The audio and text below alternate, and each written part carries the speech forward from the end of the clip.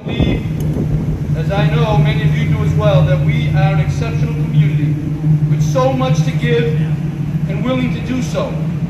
We need to remind ourselves that we are all interconnected, interdependent, and are impacted by one another's successes and, yes, our failures. When a tragic event occurs in our community, we are impacted. We feel the grief and the sadness. Yes, that includes folks that we don't know personally. Reminding ourselves of caring and the charitable spirit is simply not enough, my friends. It will not do. Like everything in our life, both personal and professional, conversations, demonstrations, and plans are all well and good. However, like good intentions, are fruitless without action. That action must begin with you. The more we give, the more love, understanding, and caring, and the less judgment, the more successful we will be in reducing hate. Now, I'm not one to quote scripture, but I'm going to today, Romans, and I quote, "Don't just pretend to love others. Really love them. Hate is what is wrong. Hold tightly to what is good. Love each other with genuine affections, and take delight in honoring each other." If someone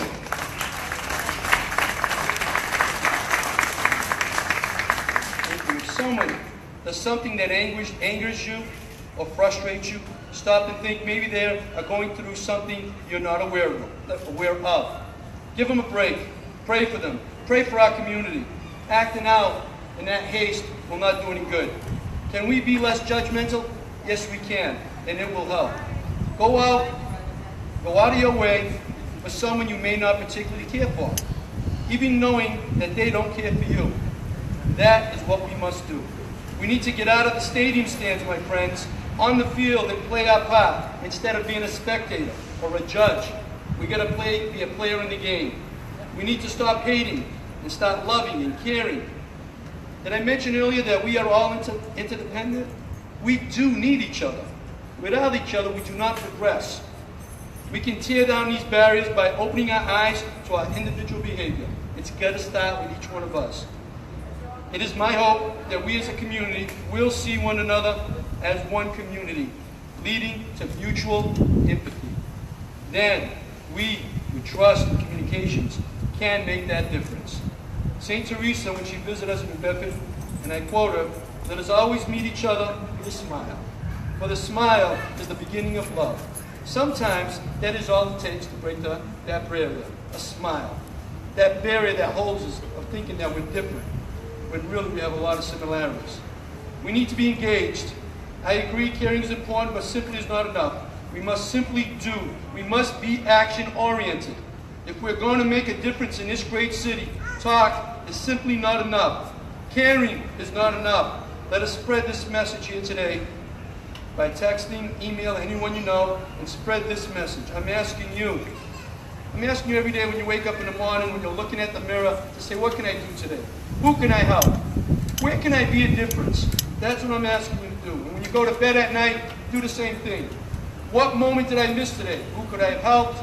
Who could I have listened to? Who could I have comforted? Who could I have been a better person? Who could I have not judged? That's what I'm asking you to do. Smile. Help someone. When that moment arises, we only have one chance. Please don't miss the chance to change someone's life, to change yourself, to change our community. Be the change you want to see in our community. And I will be wrapping up, I'm sorry. But this is important stuff. I invite you to be a catalyst every day, a source of love in your actions and building a city of one. Yes, a city of one, that's what we need to be. Together, everyone, collectively, doing whatever you can, will create positive change in our city.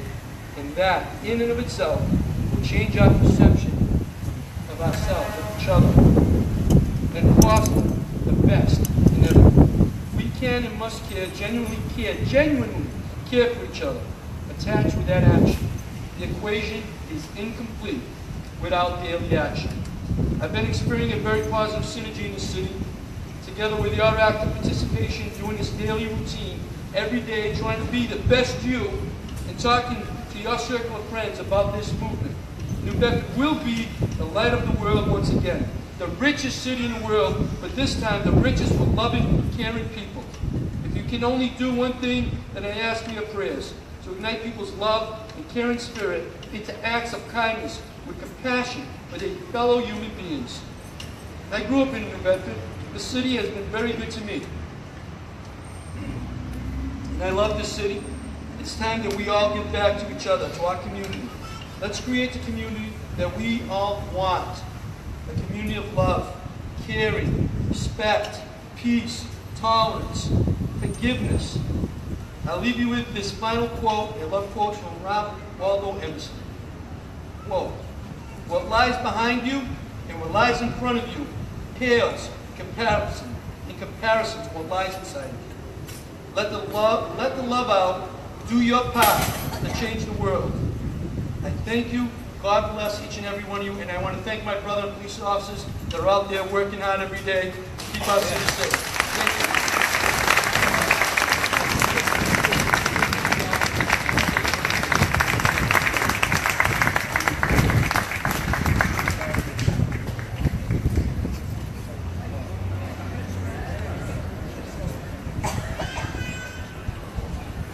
Right now, I'm going to introduce you to friends, I guess. I must know them. Dana Rivero and Barry Richards.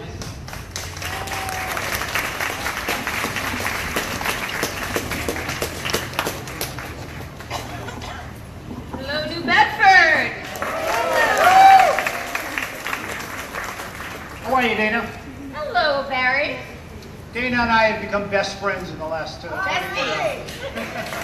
And for those of you that don't know, we stand on very different spectrums politically, but recently we had coffee and we talked with one another and not at one another. And I learned, the gentleman to my right, I already knew he was a husband and a father, but I learned he was a missionary and the press secretary to one of my heroes, Bernie Sanders, when he was running for Congress in 1988. And my new good friend Dana is an accomplished author, something I never knew before either. She's written books and she's written plays, she's directed. She also is an accomplished musician who plays classical music on the piano and loves one of my favorite jazz singers, Nina Simone, and has actually traveled around the country with Nina Simone. And I also hear she's a hell of a good cook too, so. You know what's funny, Dana? These are the things that we would not have learned about each other had we not sat down and communicated. And I think a big part of the problem in this country today is that we don't communicate anymore. We don't listen to each other. We maybe talk over each other, or we yell at each other, or we shriek at each other, or we simply dismiss the other person's point of view because, well, it doesn't jive with what we heard on Fox News, or it doesn't jive with what we heard on MSNBC or CNN or whatever. And what I do want to suggest today, and I want to thank you folks for inviting me here today, because you're probably the last person, I'm probably the last person you ever expected to be here today. My views on politics are a little bit more conservative than most of yours, but I think we have a lot of things in common that we need to talk about. And I was asked to speak about tolerance, and I'm going to be very brief because I know a lot of you want to leave here and head up and pay respects to Eddie Johnson. There's a memorial up the street, and everybody loved Eddie Johnson and respected the work that he did for the city of Bedford. He loved the city, and he did a lot for it. So I'm just going to be very brief and just say, when we see what's happening in this country, and I'm not going to point fingers at either side, but when you see when a gay conservative like Milo wants to address an audience at UC Berkeley and they set the damn building on fire, and they refuse to listen to what he has to say, or when you see Congress people being shot because they have a different point of view. We're not listening, we're talking over each other, we're yelling at each other, we're shrieking. There's a lot of commonality between the left and the right in this country. And if we talk to each other for a few minutes and stop shouting over each other or preventing each other from speaking, we might find that commonality, and we may find that we can find solutions to some of these problems. We may not agree on everything, and we're not going to agree on everything. Nobody agrees on everything. But we all have the same goals. We wake up in the morning, we stumble to the bathroom, and then we get our cup of coffee, and we sit and look at our cell phones for 20 minutes until we can manage to get into the shower. And then we go to work and hope to keep from falling off the planet, right? And then we go home and we worry about health care and we worry about sending our kids to college. We all have the same issues. Maybe our paths to finding solutions to the problems are a little bit different, but if we talk to each other, we listen to each other, I think maybe we can find some common ground and try to find some solutions to some of these problems, rather than yelling at each other or just putting our fingers in our ears and saying, well, I can't hear you, because that's childish and it's not working. So again, thank you very much for having me here today. I'm glad that you folks want to be more tolerant of my point of view, and I want to be more tolerant of your point of view. And this woman right here brought us all together tonight. And I'm so glad she's here. Thank you. I mean, I've learned a great deal from Mary and the coffee we had. And one thing I learned about myself was I'm addicted to being right. And I think, I certainly think that when he was talking about the yelling over, I felt the eyes looking at me, because that's definitely me. But I want to make a pledge to be a listener, to be an active listener. And even when I disagree, to keep my mouth shut, my ears open, and to give that person that respect. And I think if we continue to do that, it'll be a circle, and then we'll get that respect. I saw it today, and I know it works. So I'm so glad to be here, because I'm looking out at my friends that I know, and I'm looking at friends that I don't know. But I'm getting very excited about the friends that I'm going to meet, and we're going to become friends by listening to one another. And let Barry and I be the example that you don't have to agree to be friends. Thank you. And just one final thing to that, because some of you know, some of you don't know who the hell I am or why I'm here. I host a radio show on WBSM from 12 to 3, Monday through Friday. And I'm known for being a conservative and having conservative views. But I want you to call me and let's talk like we're talking now. And if we disagree, we can respectfully disagree with each other, and we can end as friends, and we can call back the next day and talk to each other. And there are thousands of people out there listening while we're talking, and who knows what ideas we're sparking when we communicate. Rather than say, I'm not going to listen to you, I'm not going to talk to you, please be a part of, let's be a part of the solutions. And congratulations to the chief. I don't even know why he doesn't have a chief, but I mean, he nailed every problem right on the head. And congratulations, great speech. Thank you very much. Thank you.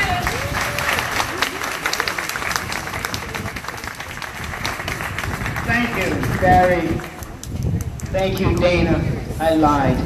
I've known Dana since she was a little girl.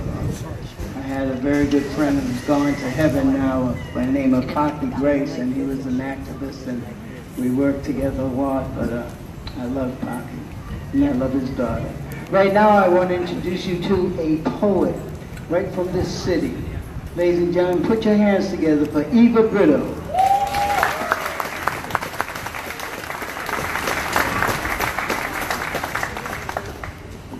Hello everyone. I am a proud resident of New Bedford. I've been here since I'm 5, and I just want to commend the city for having this event for peace for our city. So I'm going to share a poem with you. It's a poem that I written prior to from my book Essence, Tones, Whispers, and Shout. And this poem is about violence. I wrote it out of frustration to all of the violence and loss of our young men and women across the country. And it's called Exhale for Hope. And I think it fits tonight because as a nation, as a city, we sometimes feel like there's this pressure and we just need to exhale. And events like this give us that hope, that exhale, that there is, despite all the negativity, the hatred that's out there, the power of love will overcome that. So this is where I'm coming from with this poem. So it's not specifically about this event, but I think it fits it. And this is what I felt, as many of you felt, with the frustration. Exhale for hope. Mother Earth's piercing cry echoes around the world, shaking our conscious core. Future windows shattered, broken family trees, blood-stained roots, vibrating heartache, category 25, violence, earthquake. Devastating loss of another son, daughter, filia, hija, papi, mommy, little brother, sister, tia, auntie, grandma, papa, niece, nana, nephew, friend, amiga, mentor, primo, prima, teacher, neighbor, classmate, student, loved one. Open our eyes to this epidemic, church bells ringing, ancestral calling, yearning sounds for peace. Calling an end to this barbaric civil war subsiding in our living room, so close to the screen, a blur. Flattening sensitivity, countless names and faces. Explosive reality, TikTok Ferguson, TikTok Stanford, TikTok New York, TikTok Cleveland, TikTok Baltimore, TikTok your block. Overstuffed society drop box, ready to pop. 1,000-pound life weight, press chest, earth felt size, media lies, broken integrity, spine, valiant property over lies, illogical laws, tearing away our humanitarian claw. Each shape, tremor, and sound more intense and urgent than the last, calling for our societal leaders to unpress the privileged mute button and hear reality's truth. Agonizing defeats of aftershocks of white supremacy, defeating the soul, testing fate of a song sung for way too long, of change gonna come uncome upon. Looking for a new resolution to baptize our souls as I can only hold Goliath's chokehold for so long before another explosion that I can't breathe, causing another swallow of society's toxins locked in, praying to find an exhale for hope and peace. Thank you.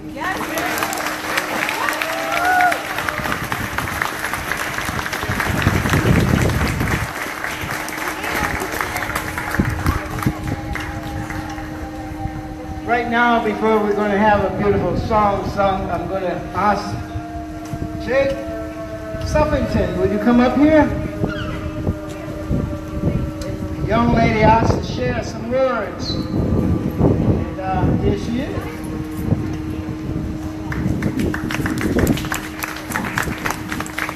Today I want to first on Jake Suffington. I think you guys all mentioned that earlier. I know we're going to talk about immigrants and reformation and why we think they should be here. Why do you all belong here? Let me ask you something. Every single one of this person on this planet, on this country, has derived from somebody else. We are all immigrants. We are not special. We are all one. And so why are we here dividing ourselves with differences that aren't even there? There is no such thing as normal, no such thing as abnormality. Everyone's the same. So why are we sitting here pretending that we're different, that we're so special, that we should be elevated to the highest points when we're all still low under the ground? And 75, 100 years will be dark below the ground. It doesn't matter what comes after. It matters what you do now. Every point you get to takes a journey. So if you get somewhere by cheating and stealing, you're a bad person. If you don't even get there, but you try, you're a good person. When I was a sophomore in high school, I wrote a poem about the Holocaust and the people that escaped. I called it Iron Fist. And when I wrote it, I realized everyone goes through the same journey. Everyone goes through the same shit. It doesn't matter to the degree. It doesn't matter how awful. You're all the same. Gay, straight, lesbian, whatever color you are. I don't care. You could be purple and I don't care. Everyone is the same. So why don't we all remember that? Why don't we all remember that today we're sitting here in a rally and we could turn to the crowd and say, hey, I'm Jake. Who are you? You're who? Hossam. Hi, Hossam. How are you doing? Maybe we could be a little more tolerant instead of projecting our own bubble. This is don't touch me, don't do this, I have this, this, and this. And we could be happy. All the hate that we project, it takes up so much energy. So much energy. I don't think people realize how much energy it takes. I have a grandmother. I don't talk to her not because I don't want to, but because her hatred inflicts on my energy and capability to be happy. Everyone has the same right to same freedom, and I get it. There are people out there that don't want everyone to have the same happiness and the same freedom. So at the end of the day, just remember, you're human. That's all you are. It doesn't matter where you come from, what you've been, what you've done. It matters how you get to where you come. And everything like that. Yeah! Woo! One last thing is we don't have a resolution because I think we're in heaven right now. I don't care what you believe in Muslim. You could be Irish. You could be Christian, Satanist. I don't care. We're heaven right now. This is the one life we get. I don't know reincarnation. I didn't die yet. This is heaven. This is the one shot we get. Thanks. Beautiful day, young lady. We are all one. wonderful. Right now, we'd like to have Chuck Smiler and Adrian Williams come up here. Ain't gonna let nobody turn us around.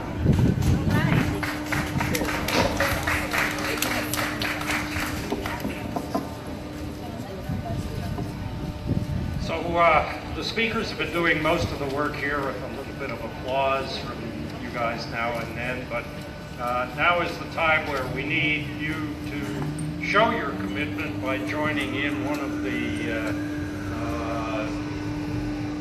signature songs of the Civil Rights era and the Gay Rights era, and we're going to change it just slightly. Ain't nobody going to turn me around. Probably many of you know it. We're going to finish each verse with "Gonna Build a Better World," because that's what we're here to do. And as this young lady just said, this is the world we have. And as the chief said, it's up to us to make it what we want it to be.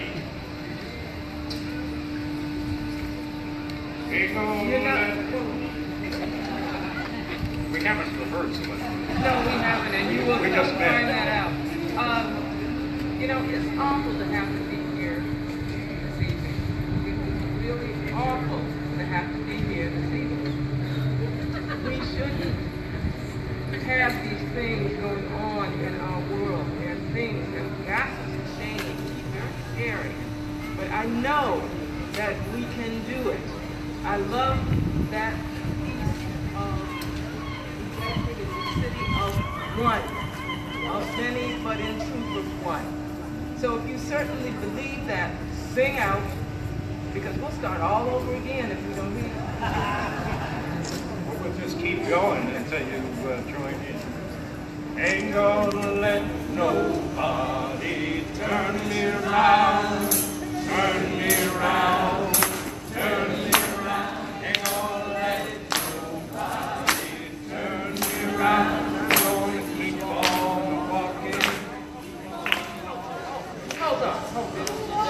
Come on now. Ain't gonna let nobody turn me around. Ain't gonna let nobody turn me around. Turn me around. Turn me around. Ain't gonna let nobody turn me around. Gonna keep on walking. Keep on walking. Gonna build a better.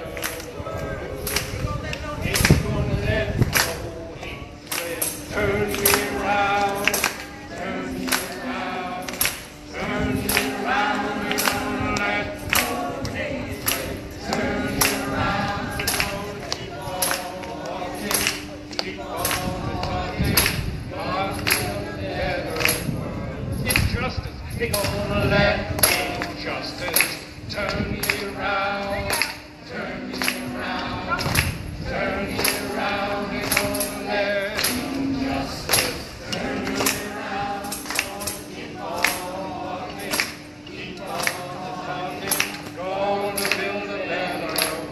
inequality, gonna let inequality turn me around, turn me around, turn me around, ain't gonna let inequality turn me around, gonna keep on walking, keep on talking, gonna build a better world, gonna spread peace and justice all around, all around. All around, I'm gonna spread peace and justice all around. But keep on walking, keep on talking, gonna build a better world.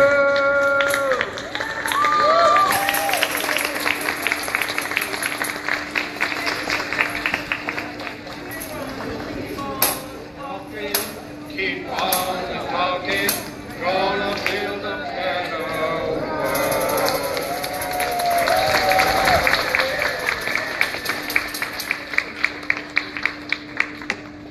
All right, our next guest, and before I bring her up here, I traveled to Germany, and I wanted to go see Auschwitz in Dachau. Ich spreche kleine Deutsch, amerikanische Soldaten, zwei Jahre in Deutschland. Let me tell you, it was the saddest thing I've ever seen in my life. And Dachau, to see the ovens, and to see the miles of cement slabs, what happened to our brothers and sisters in the Jewish community. But it was awakening of a reality of the hatred that was in that country at that time. And it's come a long way since then. But that will never die in my mind, because the stench was still there, and that was in the late 60s. It was never meant to do that to me, but it has, and it's always affected me. Every time I go by Butwood Park and see that, I remember Mr. Landau. I guess a lot of you might remember him, that had the numbers over here with the tailor right down the street here. But it's something. So I want to introduce you to Deborah Royer, representing the Jewish community.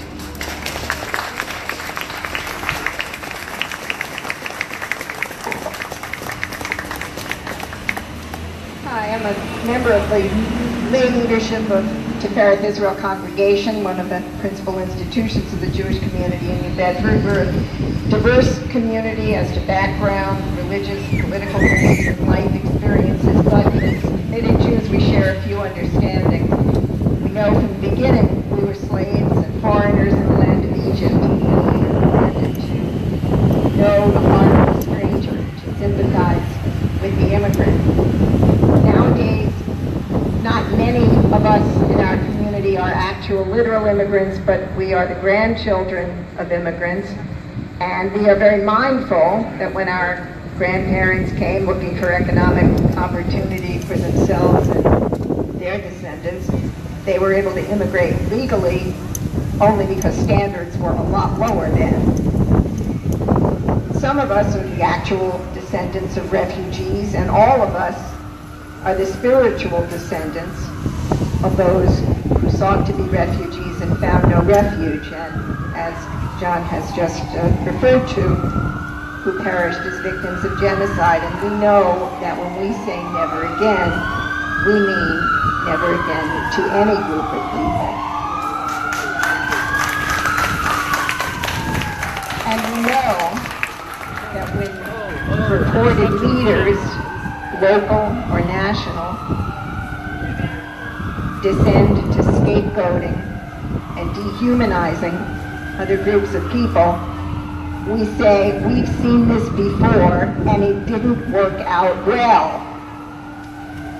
And today, although there are other disfavored minority groups bearing most of the burden of structural racism and violent backlash, we're not immune from it either.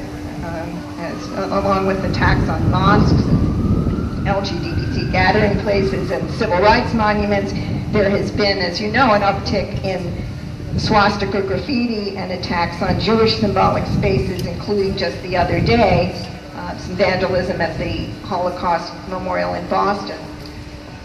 We also know the power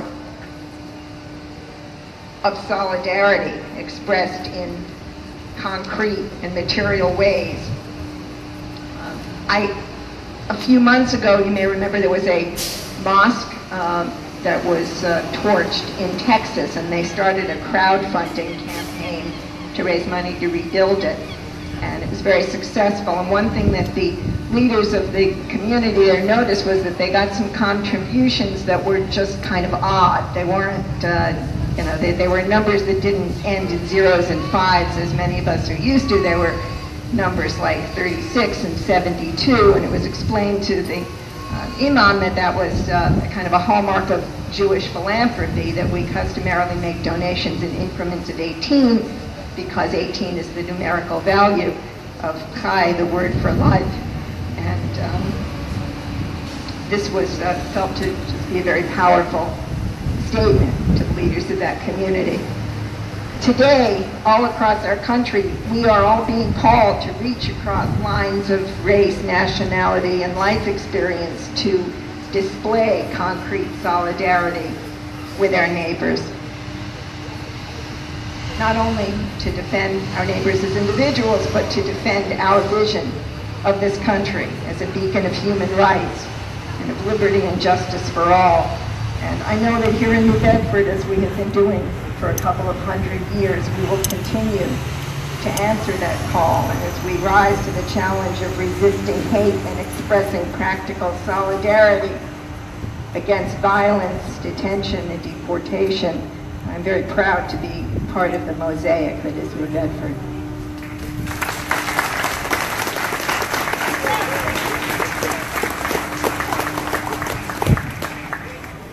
Right now, we'd like to bring to the microphone Priscilla Gamboa, representing the immigrant community. Put your hands together for Priscilla Gamboa. Hi, good evening. I'm Priscilla. As it says, I'm representing the immigrant community, but every immigrant story is very different, and I can share my story. I'm a young immigrant. I'm a DACA recipient, so a Deferred Action Childhood Arrival from the Obama administration. I can share my immigrant story now, proud and unafraid. And it's sad that different times I grew up with fear of always being deported, and now I still live in even more fear, even though now I am allowed to have a license, allowed to attend a college or university. So my story is just my immigrant story, and immigrants are very diverse. We are not all criminals. We are not bad hombres. We come here with hope and dreams. And I can only share my hopes and dreams and know that America is my home, and I've made it my home. And of course, it hasn't always been a very welcoming door, but I've always been bright and wanted to make it even more welcoming. I volunteer at the CDC in New Bedford, and thank you. What I want to do there is help those that are afraid and just provide some service and being involved with the community, knowing what the other immigrants in my community fear, need help with, or just being that lending hand, just doing something simple that they might seem is a little bit hard, but we are there to help. And that's what I want to ask for you. Be that lending help. Get to know your neighbors, get to know their story, get to know why they came here. Many immigrants are in this country to escape fear from their country's violence and abuse. And they come here to America and are treated like criminals, so that they come here with hopes and are only treated with hatred. If we stop treating each other with hatred, we'll get to know each other and work forward to help this community prosper. I know that if we all here want the city to prosper and help each other, it will change. We can't change the world in one day, but we can start in our communities, that's for sure. And one last question I want to ask you and let you ponder is a reality that is happening with many children in our community. Children go home with no parents, parents who have been deported. They're left children who are left without parents in our community. What would you feel like if you came home and one day your parent, your mother, your father was gone, no longer to be seen in this country? That is happening in our country, and I just want you to let you think about that. Children without parents are here in our country, every day suffering. So let's make a change and know what we can do to help those children in our community. Thank you.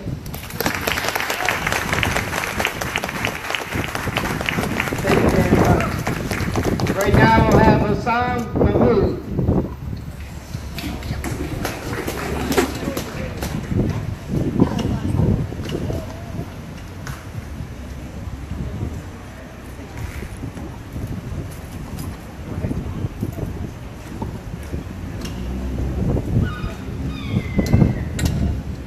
How you doing, New Bedford?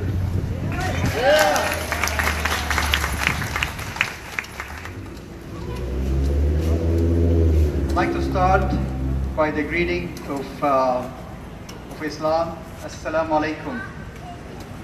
Peace be upon you. My name is Hussam Mahmoud. I'm the head and the humble servant of the Islamic community. Masjid al-Ihsan.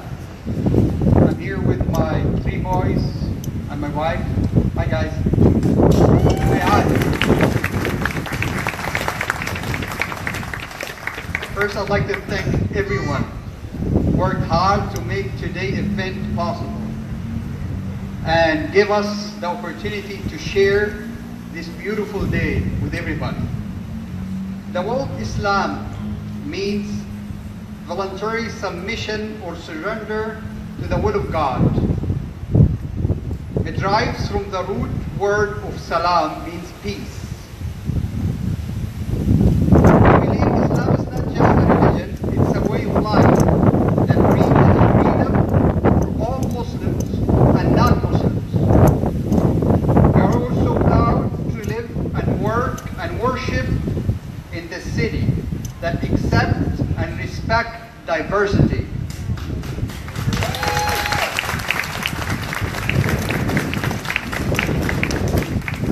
We believe that in a diversity we unite and we all stand together. Hate does not belong in our community.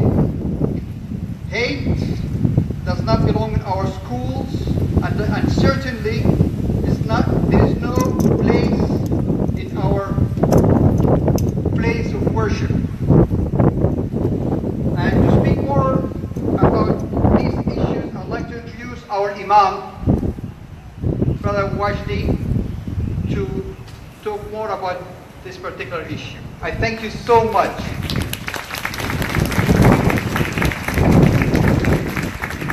Hi, everybody. I would like to start saying that peace be upon everyone in this gathering in here. A few things that have been said a few minutes ago, previously to what we are saying or trying to say here. The Chief of Police have said that he knows for sure that God does not promote hate, which is true. We know that God never promotes hate, always promotes peace and love, because that's the way we live and we become productive through this life only with peace and love. Another speaker have said that the biggest problem in this country in here, maybe in the world, not just this country, that we do not communicate with one another enough to get to know each other the way we should, and to get closer to each other the way it should be. And that's true also. I see that clearly as a problem that everybody, not just in here in this country as I said, but everywhere in the world, that is faced with and dealing with the consequence of it big time. I can bring all of that together to quote on one verse within our book, the Quran. The gods have put the law for everyone to learn and to abide with and to work on and to use it as a way of living, so this life can become better and gets better a day after another for everybody, not just for you and me, for everybody that we may deal with, and maybe we would never see ever in our life it would be better for them as well. The verse in the Quran that says, as God says in it, "O you people," and underline the word people. He's not speaking to a specific group of people, he's speaking to people in general. Generalizing all kinds of people. "O you people, we have created you from a male and a female." That's the way God created us, a male and a female. And that brings down to one very important fact that everybody has to know, which is, this is the only race that God has created, the race of human beings. A male and female, regardless what color you are, regardless what community you belong to, what family you came from, how rich you are, how poor you are, we are all human beings. And we come under that line, the line of male and female that God created us, to bring us to one very important fact, the fact that we are the race of human beings, that we are created by God to make this life better.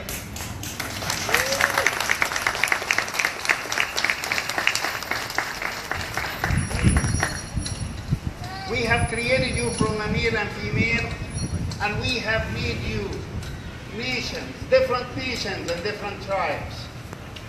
Why God did that? He made us different nations that we speak different languages, and we have different culture, and we have different way of living. And if you look around the whole world, you will see all kinds of different people. But God has said exactly why He made us and created us in such a way. He said, we have created you from a male and a female and made you different nations and different tribes to get to know one another and to get to deal with one another and work with one another in a way that makes this life better, in a way that makes this life sufficient for everybody, not just for you and me.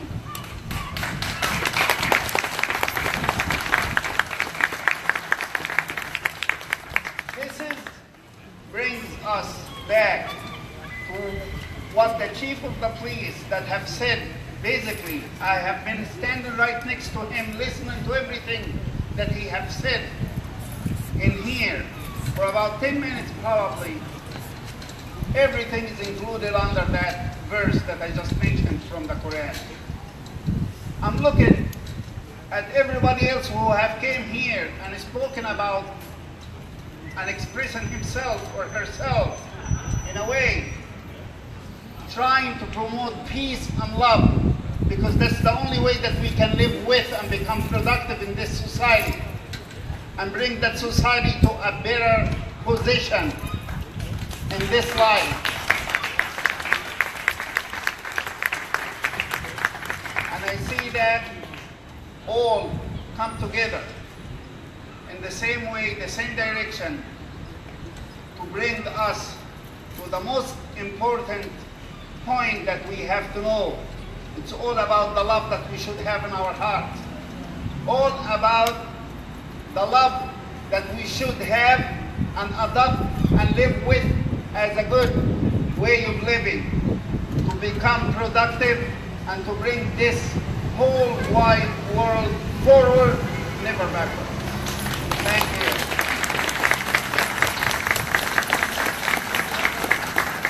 Go ahead, you can do better than that. Put your hands together.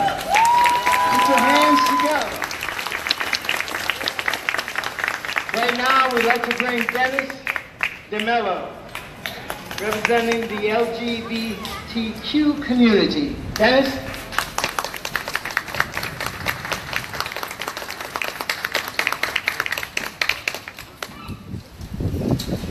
Go away, fags. Those were the words I found spray painted on the fence of my home early this past January. I remember not knowing what to think at the time. Who would do this? Why would they do it? Great, now we have to replace a fence that was less than a year old, thanks to some vandals who unfortunately had easy access to spray paint. I also remember that we decided not to make a police report right away. I cannot strictly say why we reached this decision. Maybe we wanted to show that we weren't bothered. Maybe we were bigger than this. Maybe we wanted to prove that we weren't about to be bullied in such a clumsy way. Or maybe it was just out of embarrassment. As many people do in this age of connectivity, I took to Facebook to post what was merely venting my annoyance and frustration, while another part of me was hoping for some sort of showing of sympathy or empathy, or maybe even solidarity. I fully admit to expecting nothing more than maybe a few comments of people saying that sucks, or what jerks, or I'm sorry to hear this happen. What happened, instead, was more than something that I was expecting. The floodgates of support opened wide and washed over us. First, there was the look of sadness and disgust on my father-in-law's face seeing what had happened to our fence. A look that I won't forget.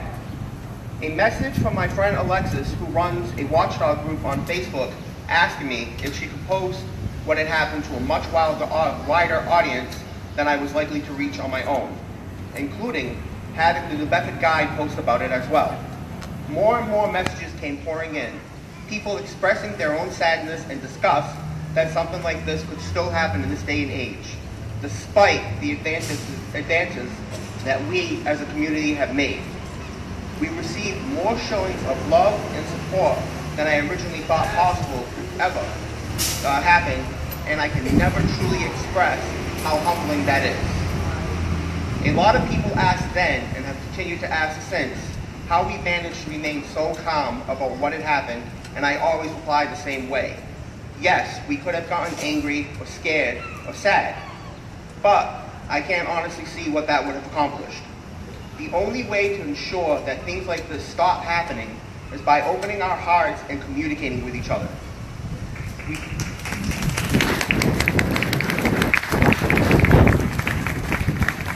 need to sit down with each other and find out why we feel the way we feel. And, if possible, help them understand different points of view. Maybe we can't change everybody's hearts and minds, but there's always a chance that we can change some, which is better than nothing.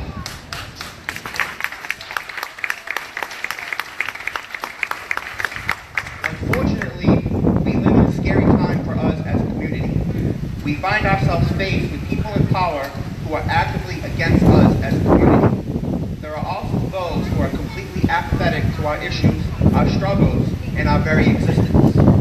There are people in power who either see no issue with or no point in doing something about a person, a citizen of this country, dealing with the words "go away fags" spray painted across their fence. But there are people who do care and did. Now, more than ever, a show of solidarity is very important.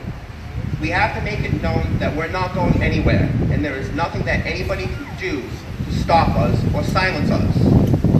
No matter where the hate comes from or who, it doesn't matter if it's a politician, a priest, a radio host, or even the president, we have to show them that this is us, this is who we are. Not only for ourselves, but for the gay, lesbian, bisexual, transgender, queer, and all flavors of in-between youth who follow behind us.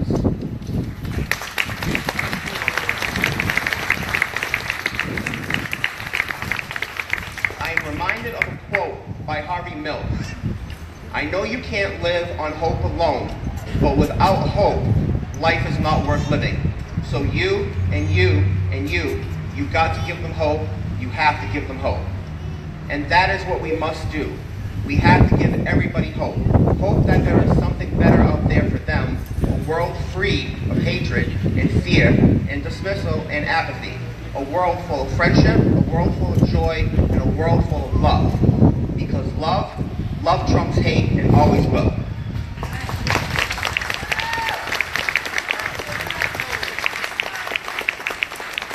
Joining me is Jaylyn Rodriguez and Kristen Kramer from the Alma Del Mar Q Plus Club who want to say a few words.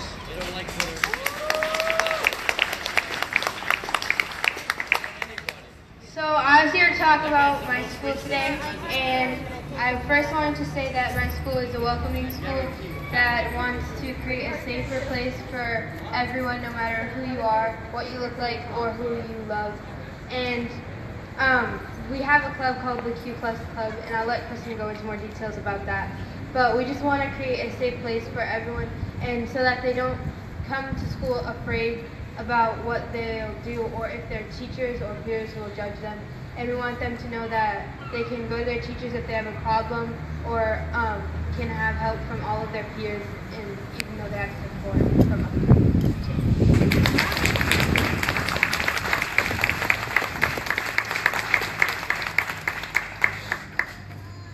So as Jalen was talking about, the Q Plus Club is a club about the LGBTQ community, and we meet every Monday, and we talk about what's happening in our community, about the LGBTQ community, and what we can do to fix it. And we always put up posters of anti-hate posters, and we put up just messages throughout the day that'll help someone if they're going through a hard time or tough day. And we ask that everyone spreads the love and positivity throughout New Bedford. So thank you guys for joining us, and I'd like to thank Bev and Liz and Mila Kingsley for meeting with us and talking with us about this issue in New Bedford. Thank you. Great kids.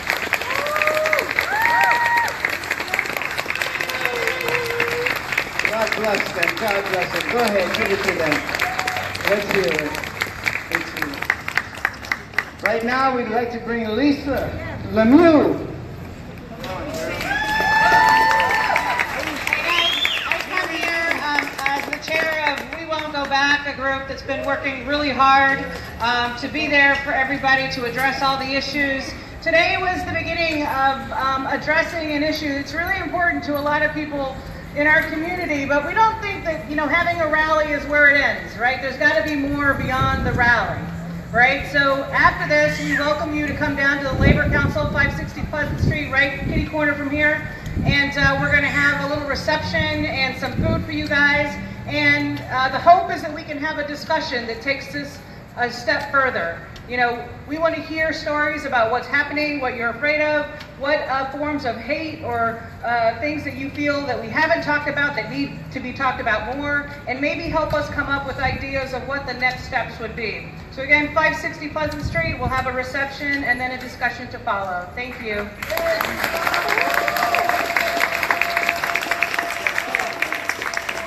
Thank you, Lisa. Thank you.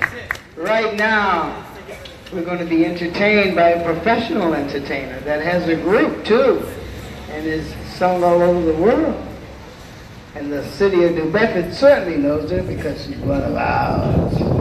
Ladies and gentlemen, put your hands and your hearts together for my friend, Candida Rome. Hello, New Bedford. Hello, New Bedford. How's everybody doing? You guys all right? So this event is all about peace. It's all about love. So before I sing this song, I want you guys to do me a favor. I want you guys to turn to someone who you did not know. And I want you to look at them and sincerely say, I love you. Even if you don't know them, I love you. Because we need to start sharing the love that we have inside. I love you all. I love the city. I was born and raised here. I love all of you. So we're going to spread some love tonight, all right? So we're spreading it here, and we're going to spread it out. I love you too, baby. Chief! We love you, Chief! Oh, he's hiding behind the brick wall. Oh, I thought that was to me. That's okay. I love you too.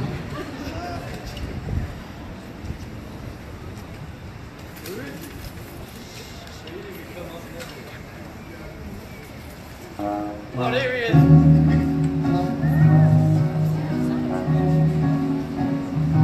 What the world needs now is love, sweet love.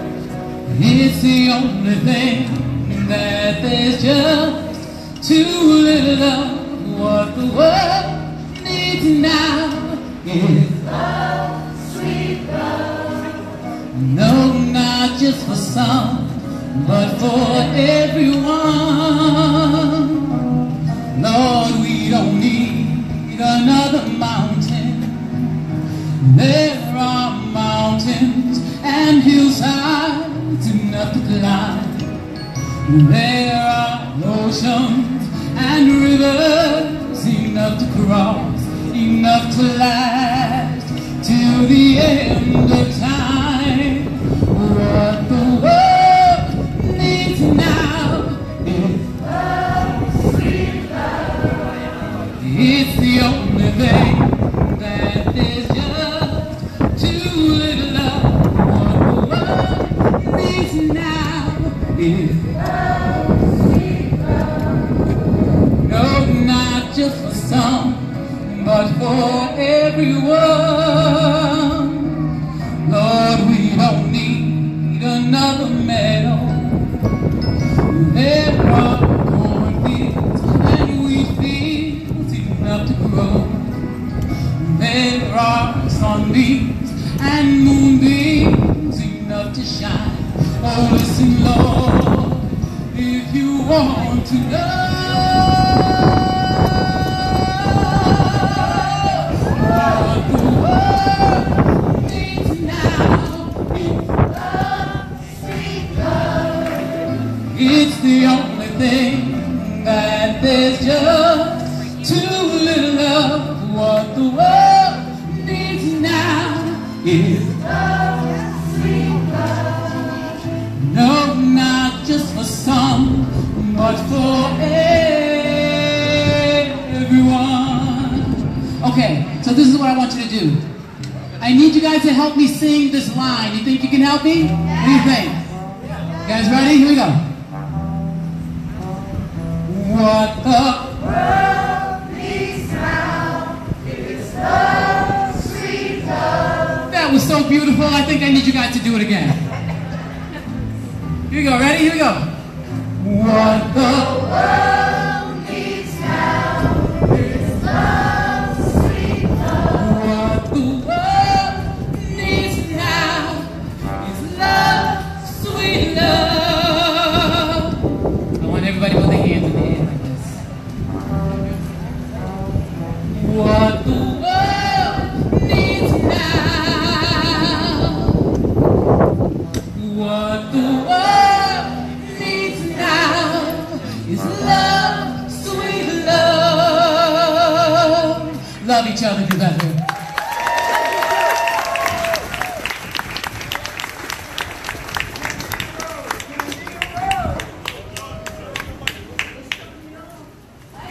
Oh, I'm there. Go ahead, put your hands together for Candy Rowe. Yeah. We got some talent in New Bedford. Right now, I'd like to bring to the mic Reverend Douglas Cedarberg, who's going to share a word with you. And then he will do our benediction. Well, you've stuck it out to the bitter end, and now the least of the citizens of New Bedford comes last to you today. I wasn't told to say anything specific. I was told I represent the Christian community, and far be it from me to take that upon myself. So I'm just going to tell you, in conclusion for our time tonight, a love story. The love story is about me and the city of New Bedford. Being a preacher and not a politician, we use biblical texts to communicate. And when I thought about what I would say here tonight, the text that came to mind is a passage that comes from St. Paul's letter to a city long ago in Corinth, where he asks those people, what makes you superior to anyone? What do you have that you did not receive? And if you received it, why do you boast as if you did not? I have received much. I have no reason to boast standing before you. I stand before you tonight in love with this city as the most grateful man in the city of New Bedford. I came here to this city 3 years ago with nothing. Nada. Zippo. Nothing. I did not come flying first class descending from the sky from 35,000 feet. I was not even in the economy class. I drove into this city in a 10-year-old van with 120,000 miles in the middle of the night. I came here with no job waiting for me. I was unemployed.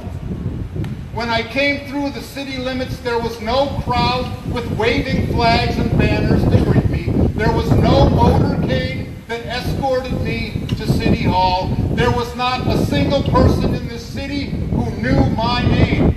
I came with nothing. But by the grace of God, so much has been given to me.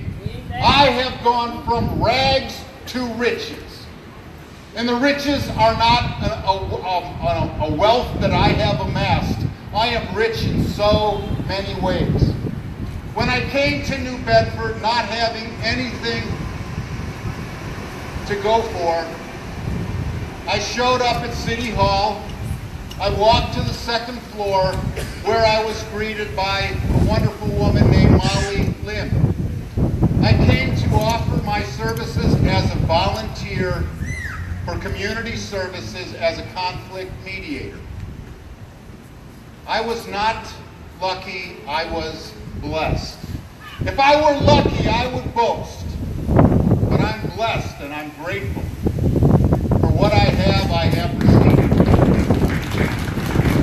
And so Molly took me down and introduced me to Marcy Pina Christian. And I sat down with her and she said, I'm sorry to say I have no job to offer you. However, if you'd be willing and would want, you can volunteer as a conflict mediator. Well, I jumped at the opportunity. Beggars ain't choosers, as they say. 3 months later, Marcy marched me over to, much to my delight, another Swedish person in this city, Cynthia Wahlquist, the department head of community services, who pulled out a folder with some papers in it and offered me a contract with pay to be a conflict mediator. And I've done that. And now, yesterday, they call me, the guy who came with nothing, to stand before you tonight and speak whatever it was that's in my heart. Well, when I got here, nobody invited me to a business dinner. I had no power lunches to go to. And so, beggars not being choosers, I showed up at the door of Pilgrim United Church of Christ to volunteer at Mercy Meals. And I was handed a spatula. And I flipped pancakes with Tony Monahan at Mercy Meals in order to feed the hungry and homeless of New Bedford. That was the meal that greeted me in New Bedford. And marvel of marvels, 1.5 years later, Pilgrim United Church of Christ called me to be their pastor. Me. There's nothing that I have that I did not receive. And since I received it as a gift, I don't boast. I am the most grateful man in this city. 6 months after taking the pulpit at Pilgrim Church, I received a phone call from Reverend Dave Lima at the Interchurch Council. If you know David, you'll know that he's pulled every which way but loose. And what he said to me was, I need somebody to work with me to help me shoulder the burden of the work of the Interchurch Council. This call came out of the blue, and now for over a year I've been working with David Lima at the Interchurch Council, and we go out and visit those who have suffered recent overdoses from opiates. We help the homeless find a meal and a little bit of hope. For those who are at the end of their rope, who are considering suicide,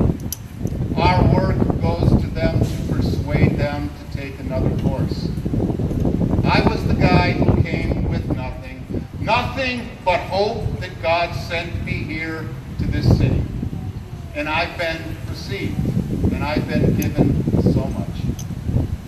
Earlier this day, I was in City Hall, and a hand was extended to me saying, "Hello, Reverend Doug." I discovered that I am known by the mayor, Mayor Mitchell. The guy who wasn't known by anybody can now go up, though I call him Chief. I haven't yet dared to call him Joe.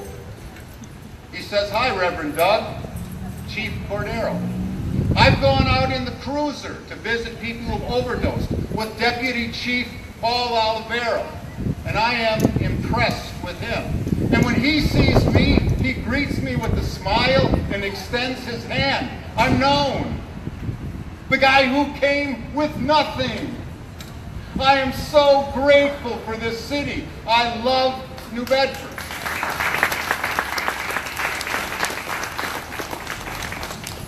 There's no reason for any of us to boast.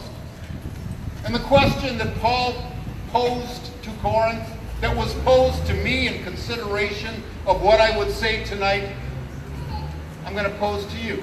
What makes you superior to anyone? What do you have that you did not receive? And if you received it, why would you boast as if you did not? If you were born in this city and people knew your name and gave you your name the day you were born, I can assure you, you entered this world with no shirt on your back or shoes on your feet. All that you have received has come to you as a gift. There is nobody here present today, as old as you may feel and think you are, who originated and made this city. It has come to all of us as a gift. So none of us has any reason to boast. And so I stand before you today as the most grateful man in the city of New Bedford, for I have received so much. I am a rich man, though my pockets, I can assure you, are empty. I'm rich in friends. I'm rich in the grace of God. I'm rich in the hope that I have in this city. And in those moments where in my human weakness I start to worry about what my future might be like in the city of New Bedford, I stop myself dead in my tracks and realize I have a living hope in this city that has received me and given me so much. I have hope because God did not send me here to fail or to be brought to ruin. God did not send me here to this city for any other reason than to say to you, be grateful for the gift you have and do not boast in yourself. That there is no one in this city who is superior. I consider how many people since I arrived 3 years ago with nothing to show for anything that I had, who have come into this city as well, nobody knowing their name. They've come with nothing. They've come only with hope that perhaps God has sent them here. And by God's grace, I pray that you would receive them as well. That perhaps one day in the future they can stand before you today and say, there is nothing that I have that I did not receive. And because I received it, I do not boast as though I did not. Nothing makes any of us superior to anyone else. Life is a gift. Bedford is a gift. Fall in love with it and continue to, as I have. Thanks again.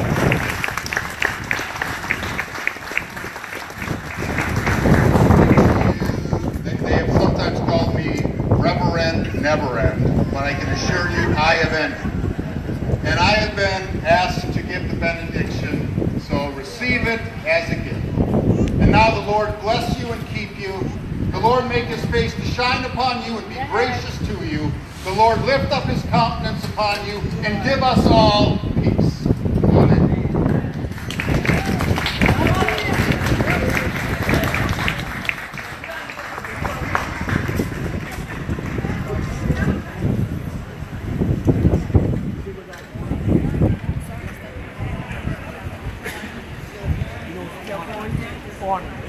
Well, listen. Thank you all for coming. I hope you got something out of that. Remember, this is not a black and white issue. This is not a political issue. This is a love issue. That we need to all come together as one and do the work of God. So we thank you. And that concludes our program. God bless you.